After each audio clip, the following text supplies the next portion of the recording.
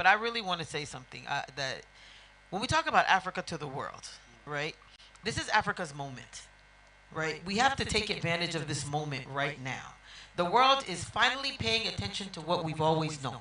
Everybody in Africa knows how amazing Africa, African creators, African people, African resources, our land, everybody knows how amazing it is. So we also have to decide what Africa to the world is for everybody, because it's not going to be the same. There's 54 countries on this continent. We can't wait for people to come to us. We have to decide how are we taking Africa on the road, and if we are, what part of Africa or what Africa are we taking on the road? And it's going to look different because South Africa is different than Nigeria. Liberia is different than Nigeria. And we're all right here in ECOWAS. Every country is different, right? So we also have to be a part, part of what we do, what's really important is we want to make sure that we want to be the reason and encourage people to come to Africa. Right? Because it's not only about exporting. It's about making sure they come and the economy benefits, right? And that they come and see, we take Africa to them, they're excited, then they come. Because we want them, everybody in Africa is not going global, right? But everybody in Africa is going to stay here and the talent remains here, which is why what you all are doing is amazing, because I like that you decided our focus is South Africa, right? Southern Africa. However, we're going to incorporate, others on the continent. We're not trying to get America, and because of that, now with where you all are, trust me, the rest of the world is going to come to you, right? If you build it, they will come. So when we talk about Africa to the world, that's why authenticity is so important, as you know. It's so important because when you're authentic to yourself, it may feel like, we all, us Christians, we say, though it may tarry, it will come to pass. Right? So, and it's true. It is a real thing. So our Africa to the world is, some things will go out, but the goal is it doesn't go out to stay. It goes out so it comes back, because that's how we continue to build and grow. So that for me is what Africa to the world is. And protecting your IP is very critical to that, because when you take it out there, those people are savages. Right? You have something good, they're coming. That's why you see the Louis Vuittons are doing Ghana Must Go Bag. Right? We have amazing things that we don't sometimes recognize that is incredible. So we have to protect all of it. Beautiful. One last question before we throw it to the audience. Andrea, what you will have an advice for us. What would it be? That one thing that will help us make Durban better in terms of participation. What would that be? Sorry, I don't understand. How can we make Durban as a Nigerian filmmaker? What are those things to look out for to make the festival? Again, I think just what I said earlier is supporting each other, and that it's reciprocal. Every year actually there is a Nigerian delegation that does come, very interested in Durban, and I actually hope that, I don't know the participation, the levels every year for South Africa, but it would be really nice if we came to AFRIFF and we went to Cairo and we just need to support each other, is essentially what it is. We need to create a demand for our own product. We're producing, but perhaps the demand is not quite where the supply is. We have maybe overproduction. And it's kind of, in South Africa at least, it's seen in our consumption. So with music and with Nigeria, we do really well with music. In South Africa, Nigeria does really well in film. Let me speak more specifically for South Africa. There isn't a great support for South African cinema. The theatre chains are not carrying the content. So if we can increase demand for South African cinema, and not just South Africa, I just really would like for us to, yes, we should celebrate our uniqueness in our 54 countries, but we really do need to just support each other. And I think we are getting there, and I will do a shout out to Netflix. I think they're one of the platforms that have made making us getting over subtitles, foreign languages, because that's also a problem, is language. But if we get used to watching content where we have to read subtitles, that's okay. So how can we make Durban better? I think, thank you to Nigeria for coming every year to support. And I think South Africa needs to come to, there needs to be a bigger delegation, and then it needs to not just be the two of us, and we need to make the circle bigger. and we just need to support each other.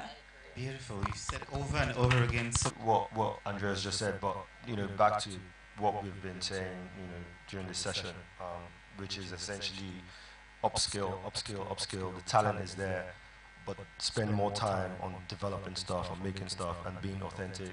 And also, let's focus on making stuff that we like. When you look at fashion, you look at music, you see what's happening. Rema sells out stadiums and arenas in India, and the Indian people can't understand what he's saying, but they're vibing to it, and he's selling those stadiums out. So let's make what we want to make it good, and the world will follow.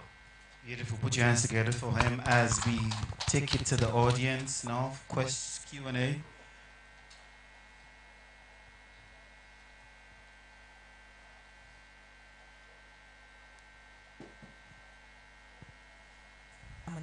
That's my mom's name. Nice to hear. I'm sure she's very beautiful. She is absolutely I agree. gorgeous. Jemima's very beautiful. Thank you for the session. I mean, it's been very enlightening. And thank you for the session. I mean, it's been very enlightening. And I have really learned a lot. And I'm very interested in something. And I want to speak on behalf of my generation, the Gen Z, and not just the Gen Zs, also the coming ones, the Gen Alphas. The Gen Z, and not just the Gen Zs, also the coming ones, the Gen Alphas. Right. Speaking of unlocking global talents, or unlocking talents for the global market, I want to sort of ask, because when it comes to this film world, there's like already an existing structure, and I think that my generation is not necessarily patient when it comes to these structures. Rapper, but I think that's what your generation. The beauty of your generation is like a gift and a curse, right? In my head, I'm one of you guys, but when they're talking bad about you, I'm like, no, not today, right? So what I love about your generation is you're very bold, you're disruptive, and so I think that's gonna move you further and faster, and you also have great ideas. So the question is, how do you respect the foundation that is built, but contribute to how it moves forward? Because you're when we weren't. It wasn't even like put in our heads, in their heads. I mean, to think about it, right? So now my 8-year-olds, like, they were born knowing how to use the iPad, right? It's already there. So you should be telling us, this is how we think. This is what we need. How do we put this together? This is what the system is now. Because here's the thing. You know what they say, the definition of insanity is doing the same things over and over again and expecting different results. So the leaders, it was all about witchcraft. And I remember I'm from Liberia, so I lived there. You could buy the DVDs. Now look at the evolution, right? So now your generation has to come and say, okay, what does the future look like? Because you all also consume content differently. Right, you like short form, bite size. You don't have too much patience. You're not sitting in the movie theater like she's saying. Something's got to come and stream to you. You're watching it on your phone. So it's all of those things that need to be considered in terms of what AI does, how technology plays with it. Because you have AI helping to write scripts right now. So it's again understanding how to protect yourself again with all of that. Yeah, sorry, just to piggyback, since you're a writer, so I'm going to talk to you as a writer. I think there's a certain level of humility that we need to accept when we do things like screenwriting. Technology, like Tubman said, is there as a tool to help you. It's not there to replace us. However, as technology gets better, what that means is that you can work faster. So the people who were screenwriters before my time went to the library to do research. I used Google. I learned story structure on Google, not film school. Now you've got ChatGPT and AI, and I've got it as well. I used it to work quicker. However, that stuff doesn't mean the advances in technology don't mean that the old things are bad, or that all of a sudden, we're better than the people who came before. It just means that we can work faster, we can get to it a lot quicker. To add to that, Tubman mentioned the fact that... Okay. Thank you. It is Barku Tubman. It's okay. But he was like, I'm going to say, because my husband's name is Zawul. He was like, I'm saying that name. she watched movies when we used to make witchcraft movies down the line to the present generation. I think what you need is to tell your story using whatever tech at your disposal to identify with what you want, what stories you want to tell this day and age. Do you understand that? Define yourself, define your storytelling techniques using tech or whatever at your disposal now, here and now. Okay, then you have an identity so that in the next 10 years we go, oh, 10 years back we used to tell these kind of stories. Just like we can say 20 years back we used to tell these kind of stories. You know, just to answer your question. And I think the one thing I want to caution, right, when we talk about authenticity, it really is important. Don't let AI tell your story, because I promise you, you can tell, right? So make sure you, again, that's why AI needs you. It's not the other way around. And the authenticity piece to what you're talking about is those very films, right, that was a lot about witchcraft and all of the things, and they were extremely authentic, right? I wasn't watching them here. I was watching them in Liberia, and those IPs weren't protected because they were just mass duplicating those DVDs. But that was entertainment. That's what we had. You could, electricity in Liberia. You could slip it into your computer, and once you charged it, you could. So again, they were authentic, right? They were real stories, and fiction is also authentic. Right, so we're not saying it has to be just always real life. It's all real life, but fiction is. That's why comedy works. That's like sci-fi. All of these things are going to appeal to whoever they appeal to, but the authenticity of them is what makes them successful. Next. Hello, everyone. Thank you for your insights. My name is Sheon Wajayi, and the question I want to ask is off of a bit of an experience that I had yesterday. I bumped into a producer that I worked with on an episodic project. Really, really awesome stuff. And he had said to me that I think we made the series in 2024, early 2024, and basically I saw the trailer. It was really gripping. I read the script, so I know that we made magic. But the struggle there for them, for the team that made this really good series, is they can't even break even. They've been to film markets all over Europe. They've gone to all the streamers with representation in Nigeria and outside. Now, I know that there's a spotlight on African content. Now, I really don't like to call our long form content, because is keep the quality high, but do it as cheaply as possible. And technology allows us to do things for cheaper, cheaper. And what I'm hearing is we're just going to end up cutting our fellow human beings or fellow creators out of it. So I can do, I want to make my film, but I'm not going to get an editor, I'm not going to get a script consultant, because I'm going to use chat GPT. So I personally, I don't know if someone has the answer to this, but I'm worried about it, because in our project, it's your project, and you can bring people in or kind of not and save the cost, and that's cool for you when it's your project. But when you're on the other side and you want to be in and you want to be involved, basically it's kind of cool when it's not you, but when it is and you're the one that's getting cut, then there's a problem. But the thing is, we're doing it to each other, and I'm just very concerned about AI, actually. I don't think AI, like we said earlier, is replacing people or can really replace people, especially in the creative industry in that way. I think when we talk about making a product for cheaper, what we're talking about is collaborating. So, for example, we're making a film together, and I say, okay, I want to produce.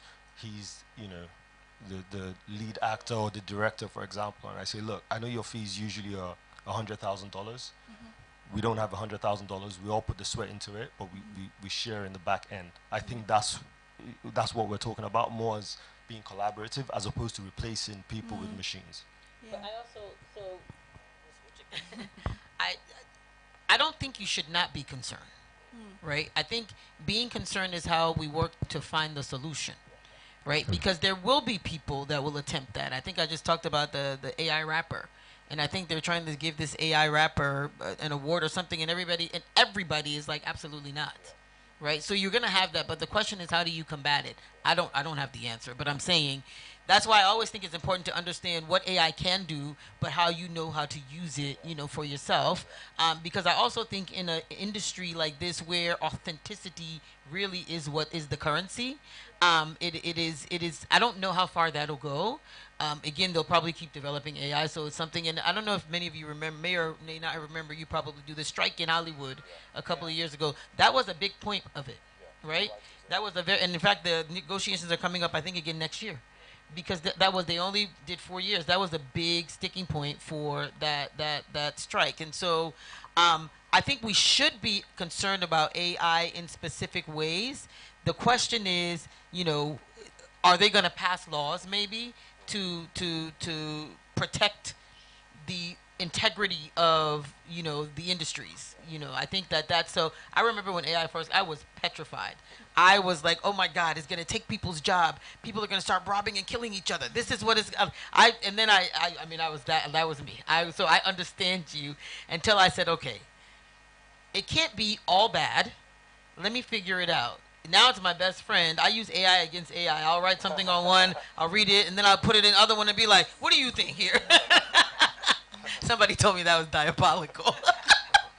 But and then it'll write something for me, but I'll have to end up spending, it does shorten the time because I'm an overthinker too, but I still go back over it because I'm like, that doesn't sound like me. That's not what I would say. That's not even what I meant for you to say. Like, so that's why. So it's a great assistant to support what you're doing, but again, it's gotta be true to you. You can't you can't make it make you lazy. Right, that's really, really important. But that's it, because maybe part of what needs to happen. That's the conversation in the film festival circuits now. Also, is how are with governments that are creating policies? How can policy protect what AI can potentially do? Yes, hi, my name is Sandra. I'm a writer producer. Thank you guys so much. Just to your point, and buttressing off what she said as well, I think there are use cases for AI. I don't know if you were part of the panel that happened yesterday or the day before on animation, AI, and tech in the African industry, and how AI has been integrated, or new technology has been integrated into creative processes. And Ferdy, who's the CEO of Magic Carpet Studios, I believe, was talking about how they don't use AI to replace creators. In fact, they bring on young talent and they train them on the AI so that they're evolving with the technology, right? They're not using it to replace them. So I think, and he also makes a very good point, and basically what you said as well, is that AI can't replicate you. It's not a human. It doesn't have a soul. We have soul. So it'll do what we tell it to do, right? But I think it is important that we do try to evolve with it. And then on top of that, also have regulation and policies that can protect the use of AI, because there is valid concern, and I was also one of those people who was very in some ways still am concerned about AI and the use of AI more like. But yeah, I just wanted to add to that. But then also on top of what he said in terms of commercialization, I think, well, I can't speak to the success of it because we're still in the process, but we're working on a feature film that was originally a series. And one thing I want to just add was maybe not to on top of what you guys have said, not to limit yourself to just series, because there's podcasting that can also be monetized. There's social media that can be monetized. There's so many avenues and channels that you can use on top of the content that you're already creating. Again, I can't speak to the success of it because I don't have any examples to give. So I just wanted to add to that, but I did have questions. For you, I'm actually very curious to know, because you made a very valid point in terms of development and how we tend to kind of rush that process to get straight to pre-production and production and just put something out. But as a writer as well, I really do value the development process and really getting the structure and story right before we move on to the next thing. I'm curious to know, sort of like with Gangs of Lagos, how long that development process was for you. So the process wasn't very long, because when from the time that Jadi Oshiberu, the producer, called me, she's a dear friend of mine, with the idea, she already had a very clear sense of time and place for the story. She didn't know what the story was, but she knew that she wanted it to be set in a particular neighborhood in Lagos and with these type of characters. Having that as a foundation made it very easy because we immediately just started bouncing ideas off of each other. And I think it took about 6 weeks to the first draft. To the first draft. Oh, interesting. So I have one more just to add to Andrea. You talked about collaboration and working together. And Durban Film, I haven't been able to attend yet, but I hope to in the future. What are the ways in which Durban Film Art is sort of trying to foster more collaboration between countries across the African continent outside of just, you know, screening Nigerian films or screening Liberian films or screening Senegalese films? Like, is there any programming that invites creators from across the continent to work together, whether it's on a different project, writing, producing, directing, that sort of thing? Okay, so the Durban International Film Festival and the Durban Film Mart, which is the market, are two separate entities. But it happens at the same time, much like an example is the Berlinale and the European Film Market. So they are separate entities, and I was at the festival, so not really the market. What I do know is that they now have an institution that runs programs throughout the year, and all of the programs are open to Africa. In fact, the positioning is that it's an African market and not so much a South African market. So all of the programming is very much geared towards Africa, and they do have a platform that they've built to connect, to help facilitate connection throughout the continent. So yeah, I think I can say that with kind of certainty that it's not really a South African market. That's not their positioning, that's not their messaging, and that's not their objective. It is very African, and yeah, very, very open to African participation. That's really what they do. They make sure that they go to all the big festivals. On the film festival side, when I joined 3 years ago, we would receive, just again to just really reiterate our Durban's commitment to Africa, we would get about 3,500 submissions from across the world. And 3 years ago when I joined, because there's such a passion for Africa and working together and focusing on Africa, we stopped receiving submissions. So at the end, the program shows films from all over the world, but in terms of submissions, we were only receiving submissions from Africa for feature-length fiction and documentary. So as of now, if it's not an African film, you can't submit to us. We will scout, and that's just because our priority is Africa, and we just want to know what's going on and what's been made, and let's have a look at that and put it in our program. And for everything else, we're going to kind of leave, for example, Cannes or Venice or Toronto responsible for their areas, and we're not going to really use our resources, our people, to kind of scout or trying to discover Asian talent. That's not our scope and our focus. Beautiful. I think we can have one more question. I just also wanted to say to you, when you talk about you've produced this series, have you tried YouTube? Is it too expensive to put on YouTube?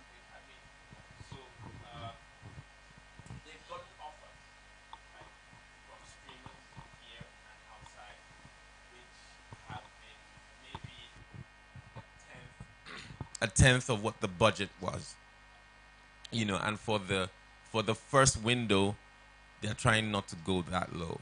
So of course they're still holding on to their cards. I mean, it is a collaboration between about 3 different studios, right? And they're still holding on to their cards. They're trying to get a deal. What I was really talking about is how difficult it is to get a deal that makes business sense for them. And if they go into YouTube, what might happen is that they get a few views, but they might not even get any revenue off that single project. Why? Maybe they need to, because I think there's a way to monetize your content on YouTube, so maybe they might need to understand how to do that. They don't. Well, they do own a YouTube channel, and they have narrative content of over 2 seasons already on there, but they are not willing to go the YouTube route, to be honest. Can I just jump in here? I'm not a filmmaker, so my career has mostly been sales, distribution, festivals. But the one thing I have learned over the years, and what I've had experts say, is that before you even start making the film, do you know who you're making it for? Rather than making it and then trying to place it somewhere. So is it a film for festivals? And if it's going to be a particular film and it can compete, you can make a lot of money through screening fees. And if it's in competitions, there's massive prize awards. So festivals is a real thing and people can make money off of it. They're not going to be rich, but they're going to make money. So before you even start writing, or you have the idea to make the project, who's it for? Is it for festivals? Is it for streamers? Is it for broadcasting? Is it for a combination? What's your strategy? So they essentially made it for streamers. Okay. They made it for streamers because it's episodic, right? It's a limited series. And before... about 6 episodes. They do have a feature cut now because they've been told that it's easier to sell a film than it is to sell a series. And when the budget was set and when you were making it, like, were there conversations then, if it was made for streamers, some kind of engagements, and to kind of balance that with how much was spent? And yes, I mean, so here's the thing. They started the conversation with a major streamer here. We're making it, and that streamer exited the market. Okay. So you know, this we know. this side of it is the second part of the plan. Got it. Okay. Yeah, this is their pivot really, Okay. and it's still really tough to sell. We talked about possible setbacks when it comes to filmmaking, which is part of the process. And you.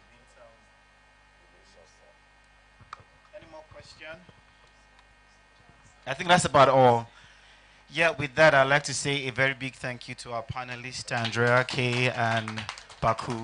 Thank you very much for coming. Thank you, and thank you. Put your hands together for them, please.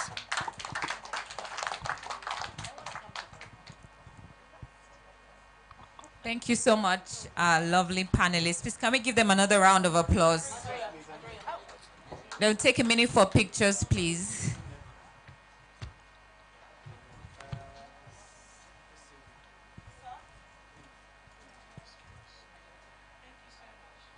Thank you so much to our lovely panelists.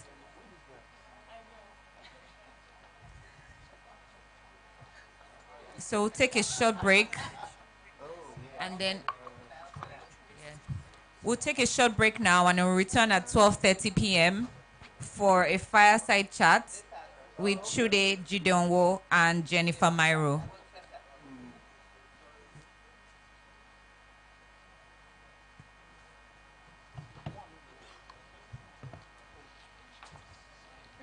Thank you very much. 1 2 1 2.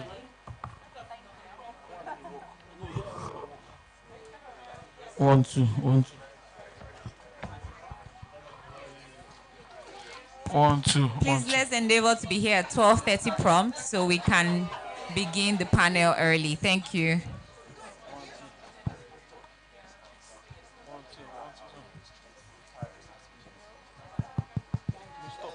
Check.